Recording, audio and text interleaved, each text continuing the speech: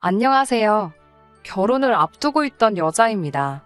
저와 결혼할 남자친구와는 동갑이고 5년 긴 시간 동안 연애를 해왔습니다. 사실 처음 남자친구를 알게 된 건 그보다도 훨씬 일찍이에요. 재수학원에서 처음 만나게 되었고 그때도 같은 대학교를 목표로 하고 있는 저와 남자친구 둘 다 서로에게 관심이 있었는데 연애한다고 공부를 미뤄둘 수는 없어서 결국 만남까지 성사가 되지는 않았어요. 저는 재수해서 바로 제가 원하던 대학에 갈 수 있었고 재수에 실패한 남자친구는 좋은 대학 들어가고 싶은 욕심에 1년 더해서 삼수까지 했습니다. 어쨌든 남자친구는 결국 보란듯이 저와 같은 대학에 들어오게 되었고 그때도 서로 자주 시간을 보냈지만 군대가 걸려 있어서 연애까지 발전하지는 못했습니다. 그리고 남자친구가 전역을 하고 난 뒤에는 저는 졸업반이었고 남자친구는 아직 2학년이었어요.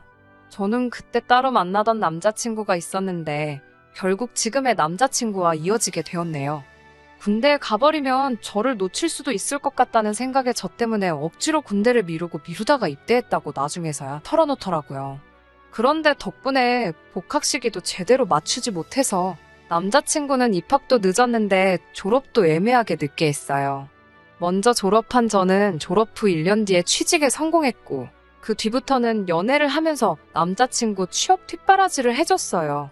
결국 남자친구는 대학교를 졸업하고 얼마 전 원하는 직장에도 들어가게 되었습니다. 저랑 같이 있기 위해 노력한 결과라고 다 제가 있는 덕분에 원하던 대학에도 들어갔고 원하던 직장에도 들어가게 되었으니 제가 행운의 여신이나 마찬가지라고 말하며 프로포즈를 해왔습니다.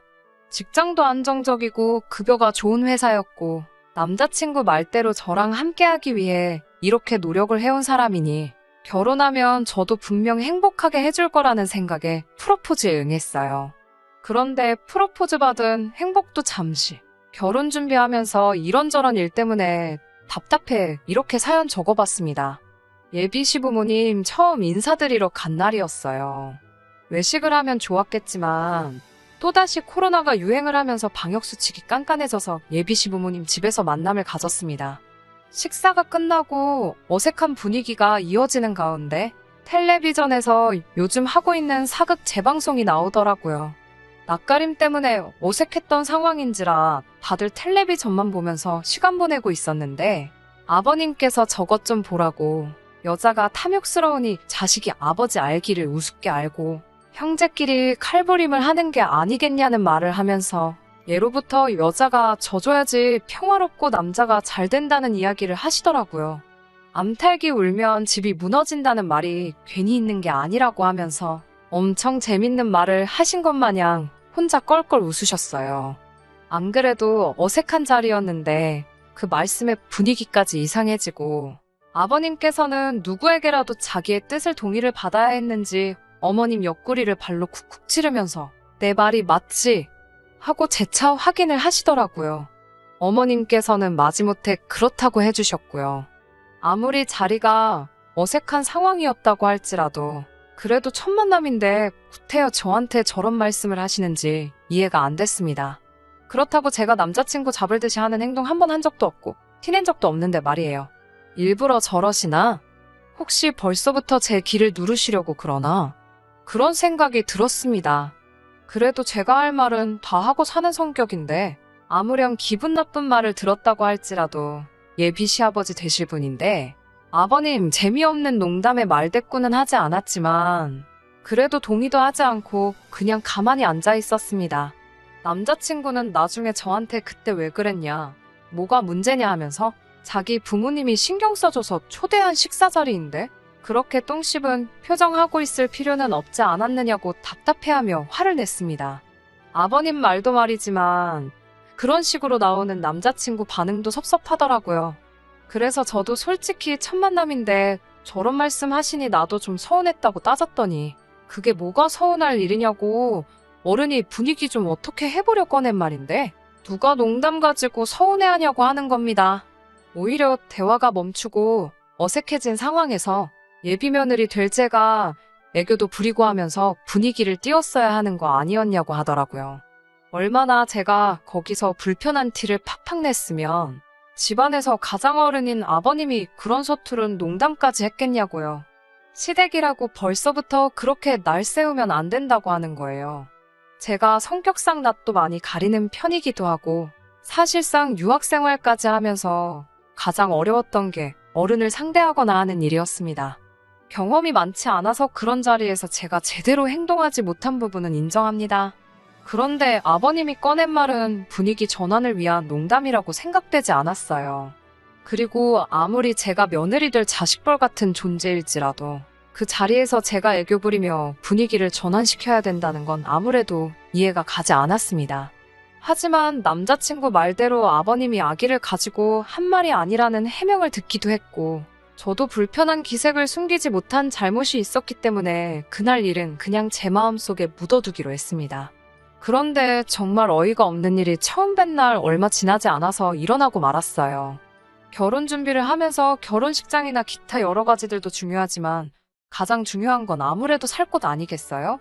저와 남자친구도 결혼하고 나서 살 집에 대해서 여러 가지 의견도 나누고 부동산도 다니면서 정말 서울 이곳저곳에 집이란 집은 다 알아보고 다니던 중이었습니다.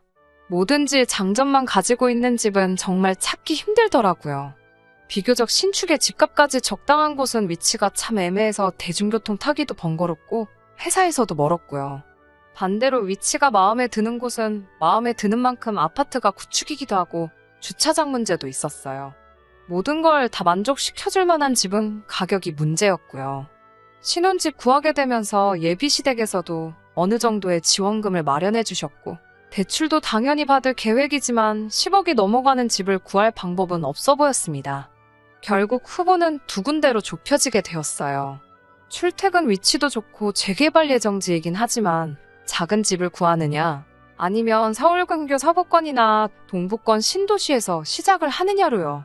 집을 알아보는 동안 마침 남자친구가 지내고 있던 월세 자취방이 계약이 끝나게 되면서 제가 전세로 살고 있는 원룸의 거실이 딸린 자취방으로 들어와 함께 지내고 있었습니다.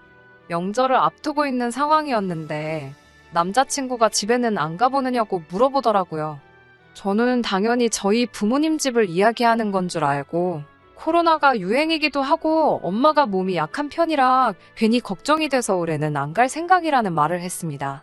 그런데 남자친구가 너네 집 말고 우리 집 말하는 거라고 하더라고요. 아무리 결혼을 약속한 사이지만 아직 결혼도 하기 전인데 친척들이 다 모인다는 시댁에 제가 왜 가야 하는지도 모르겠고 또 제가 친정에 가지 않는 이유 중에 하나가 괜히 사람 많은 곳 다녀왔다가 코로나라도 걸릴까 봐인데 정말로 만에 하나 그렇게 된다면 건강 상하고 같이 있던 사람들 불편하고 그게 무슨 난리겠어요? 그래서 그 두 가지 이유를 대고 가지 않겠다고 했습니다. 그러니까 남자친구가 아직 결혼을 안 했다고 한들 올해면 우리도 부부가 될 텐데 며느리가 명절을 빠지면 쓰냐는 식으로 이야기를 계속 하더라고요. 연애할 때는 고집 한번 부린 적 없던 남잔데 요 근래 들어 결혼 준비하면서 왜 이렇게 고집이 세졌나 싶더라고요. 저는 어쨌든 갈 생각 없다고 가려거든 너 혼자 다녀오고 혹시 모르니까 이 집으로 다시 오기 전에도 병원 들려서 신속검사라도 받고 오라고 말했습니다. 제 말에 입이 대빨 나와서 툴툴대고 그날은 무슨 말 한마디만 해도 틱틱거리면서 있더라고요. 한 번쯤 져줄까 하는 생각도 들었는데 제가 명절에 저희 부모님 찾아뵙지도 않은데 예비시댁이라고 다녀오기도 싫었고 거기 가봐야 명절 준비하느라고 일만 하지 않겠나 하는 생각에 끝까지 거절했어요. 남자친구는 거기서 또 왜 명절 준비 이야기가 나오냐고 어디서 뭘 보고 다니길래 그렇게 시댁일이라면 날 세워서 싸움을 만드냐는 듯이 말을 하더라고요. 세상 모든 시댁이 시월드가 아니라고 인터넷 속 이야기는 전부 다 사람들 관심 끌기 위해 지어내는 말이라고 하더라고요. 정말 짜증이 났어요. 저는 정말 가야 할 이유를 모르겠어서 가지 않는 거고 몸 생각하느라 못 가는 것도 있는데 남자친구는 자꾸 제가 시댁과 거리 두고 싶어 하고 시댁일이라면 그저 싫어서 그런다는 식으로 말을 하니까요. 원래는 저녁마다 인터넷으로 아파트 알아보고 신혼집 인테리어며 가전제품 같은 거 같이 찾아보는 게 일상이었는데 한동안은 그런 것도 안 하고 밥만 같이 먹고 말은 서로 하는 둥 마는 둥 하고 지냈죠. 그리고 그렇게 명절날이 되었습니다. 그렇게 시댁에 가야 한다고 노래 부르던 남자친구도 정작 명절 연휴 시작됐는데도 집에 그대로 있더라고요. 저도 그렇고 남자친구도 회사를 안 가니 집에 하루 종일 붙어 있어야 되는데 서로 말 한마디도 안 하고 있기도 그렇고, 그렇다고 방 한 개짜리 좁아터진 집인데 분리된 공간도 방 말고는 따로 없고 불편하게 있어서 뭐 하겠냐는 생각에 영화나 한 편 같이 보자는 생각으로 제가 먼저 말을 건넸습니다. 남자친구는 대꾸를 하는 둥 마는 둥 있다가 같이 영화를 보기 시작했어요. 한참 영화를 보고 있는데 남자친구한테 전화가 오더라고요. 전화 받고는 혼자 말도 없이 신발 신고 밖으로 쑥 나가길래 뭐에 저렇게 삐져가지고 저러나, 먼저 화해하자고 나선 제가 바보 같다는 생각을 했어요. 그런데 남자친구가 5분도 안 있어서 다시 집으로 들어왔는데 혼자 온 게 아니더라고요. 시부모님이 저희 집으로 따라 들어오시더라고요. 저는 이 집에 올 거라고 생각도 못한 두 분이 오시니 정말 깜짝 놀랐죠. 웬일로 오셨냐고 쭈뼛거리면서 서 있었는데 아버님이 나서서는 우리 예쁜 며느리가 시댁 오는 거 힘들다고 해서 이렇게 본인들이 직접 왔다고 하시더라고요. 이런 시부모님 본 적 있냐고 자화자찬을 하시는데 저는 놀란 마음도 잠시 어이가 없고 짜증이 나기 시작했더라고요. 오시면 오신다고 저한테 미리 말 한마디 안 해준 남자친구한테도 화가 많이 났고요. 집이라고 10평 남짓한 곳인데 시부모님 두 분까지 계시니까 집이 아주 좁아 터지더라고요. 어머님이 남자친구한테 차에 좀 다녀오라고 차키를 건넸는데 남자친구가 양손 가득 장바구니 들고 집으로 다시 들어왔습니다. 저게 다 뭔가 싶었는데 어머님이 저한테 같이 제사 음식을 하자고 하시더라고요. 그러고선 아버님이 바로 말을 이어서 하시기를 이제 우리 장남이 결혼을 했으니 제사를 물려줘야 하지 않겠냐며, 결혼하고 나면 이제 저희 신혼집에서 저희가 도맡아서 제사를 지낼 테니 연습한다 생각하고 시어머니한테 음식 잘 배우라고 하시네요. 제가 그걸 왜 하냐고 그 자리에서 따질 수는 없으니 혼자 해서는 안 되겠다 싶어 그러면 남자친구도 같이 하면 좋겠다고 했죠. 그랬더니 남자친구가 음식은 원래 여자가 하는 거라고 하면서 빼더라고요. 아버님도 어머님도 남자친구 헛소리에 한마디 하시는 게 아니라 사내대장부가 부엌에 들어가면 못 떨어진다고 남자친구는 방에 들어가서 쉬고 있으라고 하더라고요. 그래서 음식을 하기 시작했는데 손이 크신 건지 뭔지 제사상에 올리는 음식이 나중 가면 결국 집에 두고 먹는 반찬이 되는 거잖아요. 그럼 4명이서 제사 지내고 먹을 정도만 하면 되지. 얼마나 전을 부치고 싶으셨는지 장바구니 안에는 1kg짜리 부침가루가 3개가 넘게 들어있더라고요. 진짜 속상했어요.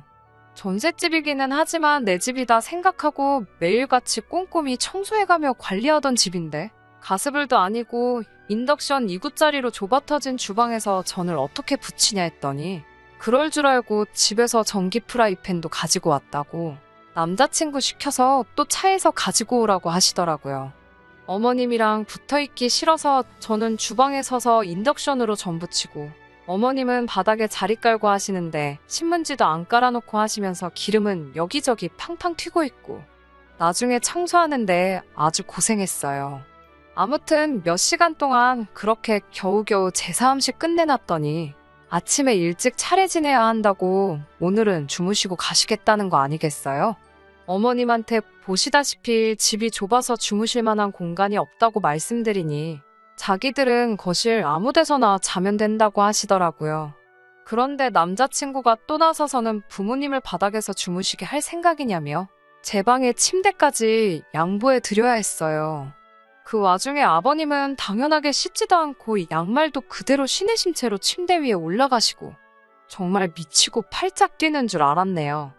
여기서 끝이었으면 그냥저냥 예비 시부모님 돌아가시고 나서 남자친구한테 한 소리하고 끝냈을 수도 있을 일이었는데 이건 그냥 시작에 불과하더라고요.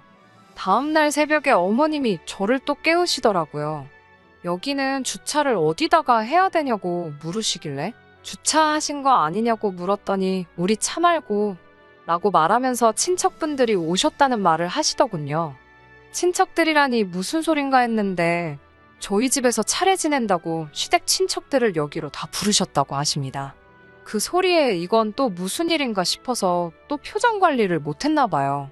그랬더니 아버님이 옆에서 저한테 겸사겸사 우리 예비 며느리 소개도 하고 자랑도 하고 싶으셨다고, 결혼하기 전에 친척들한테 얼굴 한 번씩 비추고 인사 한 번 드려야 되는데 겸사겸사 한 번에 하게 되었으니 저한테는 번거로울 것 없어 좋은 일 아니겠냐고, 이렇게 며느리 챙겨주는 시부모가 또 어딨겠냐며 노스레를 떠는데, 솔직히 예비 시부모님만 아니었으면 진짜 주먹이라도 나갈 뻔했어요.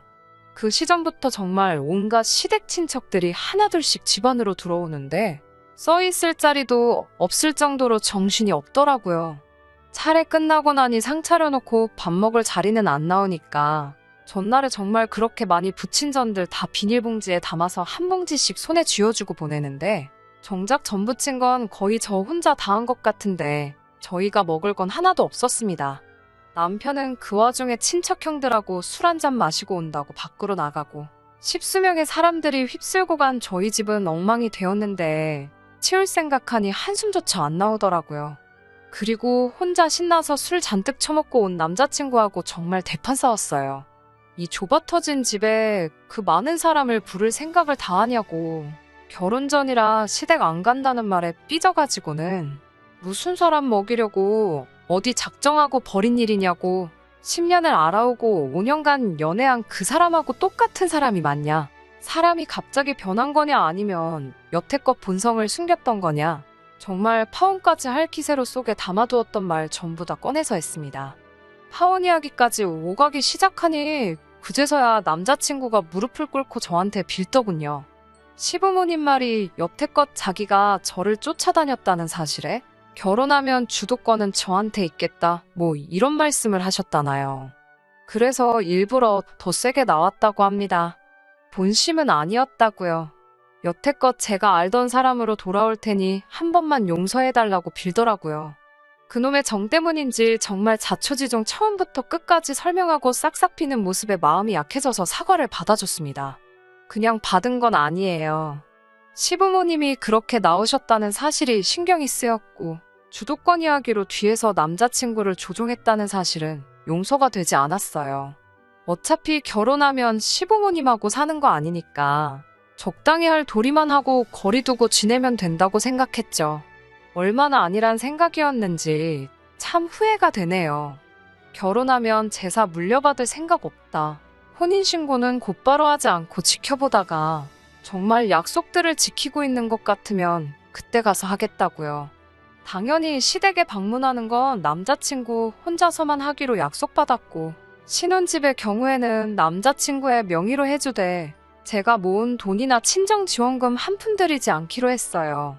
친정지원금은 제가 따로 가지고 있다가 혼인신고 올리고 나면 그때가 돼서 남아있는 대출금을 갚든 어떻게든 집에 관련된 자금으로 쓸 테니 명의도 그때 가서 공동명의로 바꾸자고 했지요. 그렇게 폭풍 같은 날이 지나고 남자친구도 다시 원래 모습으로 돌아온 듯 했고, 그 이후로는 예비 시부모님과도 적당히 거리 두고 지내며 결혼 준비 관련된 부분에서만 전화로 이야기한다던가 하는 식으로 지내고 있었습니다. 그리고 결국 파혼하게 되었어요. 바로 얼마 전 이야기입니다. 남자친구가 그때쯤부터 약간 정신 빠져 있고 넋나간 사람처럼 지내고 있었어요. 평소랑 다른 모습에 걱정이 돼서 무슨 일 있냐고 물어봐도 아무 일 없다고만 대답하고 잠깐 괜찮은 척 하고 나서는 다시 또 축 처져 있더라고요. 안 좋은 일이 있겠다는 건 짐작하고 있었는데 이런 일인지는 상상도 못했네요. 휴일날이었는데 시부모님이 또 연락도 없이 저희 집으로 찾아오셨더라고요. 남자친구한테 무슨 일이냐고 따져 물을 새도 없이 들이닥치셔서는 저보고 돈을 내놓으라고 하시는 거예요. 갑자기 돈을 내놓으라니 무슨 일인가 싶었죠. 남자친구는 안색이 창백해져 있고 그제서야 모든 사실을 제게 말해주더라고요. 남자친구가 시댁에서 집 구하라고 지원해준 돈과 자기가 결혼자금으로 모아놓은 돈을 코인과 주식으로 날려먹었다고 합니다. 반토막이 났으면 차라리 괜찮았을 거예요. 그냥 그 돈이 전부 휴지 조각이 되어버렸다고 하더군요. 저도 정신이 아찔해져서 이게 무슨 일인가 정신이 없어 있는데 아버님이 여자 잘못 들여가지고 아주 집안 꼴을 말아먹는다고 성질을 부리시더라고요. 그게 왜 저 때문이냐고 하니까 남자친구가 하는 말이 가관이었습니다. 제가 좁은 집이 싫다고 했고 집을 자기 혼자서 구하라고 했다고 말하면서 그것 때문에 자기가 주식과 코인에 손을 댄 거 아니겠냐고. 따지고 보면 전부 다 제 잘못이라고 하는 거예요. 아버님도 한술 더 떠서 처음 봤을 때 자기가 말한 거 기억 안 나냐고. 여자가 탐욕적이라서 이 사단이 난 거 아니겠냐고 저한테 호통을 치시더라고요. 이래서 여자 말 듣지 말라고. 집안은 남자가 주도권을 잡아야 사는 거 아니겠냐고 하면서 내 욕심 때문에 이렇게 된 거. 당연히 우리는 우리 아들하고 저를 결혼시킬 생각 없고 너 때문에 큰 돈을 날렸으니 그 돈을 저보고 보상을 하라고 하는 거예요. 어이가 없어서 진짜. 그동안은 예비 시부모님이라 말을 아꼈지만 제가 먼저 파혼 이야기 꺼내기 전에 결혼시킬 생각 없다고 하셨으니 이제 예비 시부모님이 아니라 그냥 남이잖아요. 저도 더 이상 참을 거 없다고 생각해서 한마디 던졌습니다. 주제도 모르고 결혼을 해준다니 안 해준다니 말하지 말라고요. 그동안 제가 그쪽 아들 이끌어줘서 대학도 가고 좋은데 취직도 한 거 아니겠냐고. 알고 봤더니 아주 근본부터 못 써먹을 놈이었는데 그래도 어떻게 사람 구실하게 만들어놨더니 부모가 나서서 애를 다시 모질이 천치로 만들어 놓은 거 아니냐고. 그리고 저는 좁은 집에 살기 싫다고 한 적도 없고 이 좁아터진 원룸에 온 식구들 다 초대해서 그 소리 나오게 한 거 다 아줌마 아저씨 잘못 아니냐고 따졌어요. 자식 농사 잘못 지은 걸 왜 내 탓으로 하냐고. 이제는 결혼해달라고 빌어도 저도 할 생각 없으니 모자란 당신네 아들 데리고 꺼지라고 소리를 질렀어요. 아줌마 아저씨라고 부르는 게 뭐가 그렇게 열받았는지 부들부들대면서 벽을 주먹으로 내려치더라고요. 언성이 높아지고 하다 보니 이웃의 신고로 경찰까지 출동하고 아주 난리도 아니었습니다. 얼마 전 법원에 접근금지 가처분 신청을 보내놓은 게 인용 결정이 되어서 남자친구를 포함한 그 집 식구들 전부 제 근처에는 얼씬도 못하게 되었어요. 돈 문제야 당연히 자기가 날려먹은 건데 제가 어떻게 해줘야 할 이유도 없고요. 파혼하게 된다면 가부장적인 시부모님 때문에 하게 될 거라 생각했는데 결국 남자친구 본인의 손으로 뒤집어지게 되었네요. 만약 정말로 돈을 날렸다고 한들 저에게 솔직하게 말하고 처음부터 다시 시작했다고 말했으면 지금 살고 있는 좁아터진 제 전셋집에서라도 둘이 시작했을 수도 있었을 거예요. 그만큼 저도 그 사람에 대해서 진심이었고 정말 좋은 점만 보려고 했는데 차라리 이렇게 끝나버린 게 천만다행이라는 생각이 드네요.